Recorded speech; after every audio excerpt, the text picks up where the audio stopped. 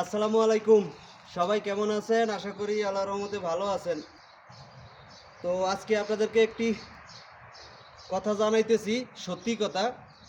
কথাটা হলো, গতকালকে দুইটা বাংলাদেশি পোলাপাইন এখানে আসছিল, অল্প বয়সের পোলাপাইন, সেজন্য পোলাপাইন বলতেছি। তো তারা এখানে আইসা অনেকক্ষণ যাবৎ বৈশা রয়েছে দোকানের সামনে। তো আমরা ওখানে গেলাম দোকানে সদাই করার জন্য। তো দেখা বললো যে ভাই আমাদেরকে একটু থাকার জায়গা দেন, একটু কাজ কাম থাকলে দেন। তা আমি বললাম যে ভাই কি সমস্যা, আপনাদের কাজ নাই আর কার মারফতে আসছেন? তো বলতেছে ভাই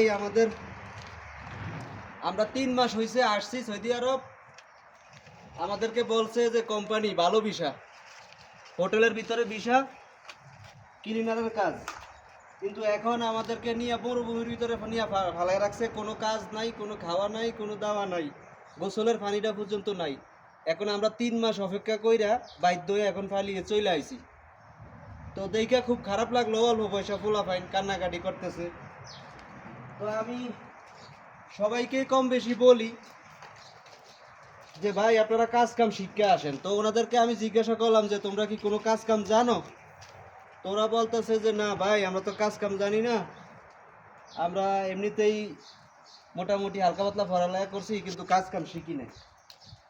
তা আমি বললাম যে ভাই এখানে তো পড়ালেখা, যেই বাংলাদেশের যেই পড়ালেখা এখানে আরব দেশে তো চলে না, এখানে তো কাজ যাই নাই। তো আর তো কাজ জানলে হয়তো একটা ব্যবস্থা করা যাইতো। ওই যে আমি যে এখানে ইলেকট্রিক কাজ করি, হয়তো আমার লোকের কাজ লাগে দিতে পারতাম, কিন্তু কাজ জানে না তো লাভ কি বলেন?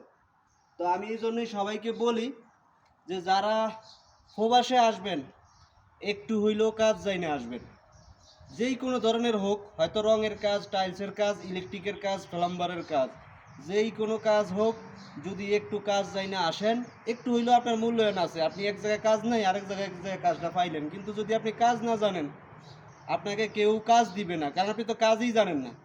কারণ এরকম কাজ না জানা লোকের অভাব নাই, হাজার হাজার লোক কাজ নাই, কান্নাকাটি করতেছে, ঘুমানোর জায়গাটা পর্যন্ত নাই। তো আমি সবাইকে বলবো ভাই, যদি আপনারা বিদেশ আসেন একটু হইলেও কাজ যাই না আসেন। ধন্যবাদ, সবাই ভালো থাকবেন।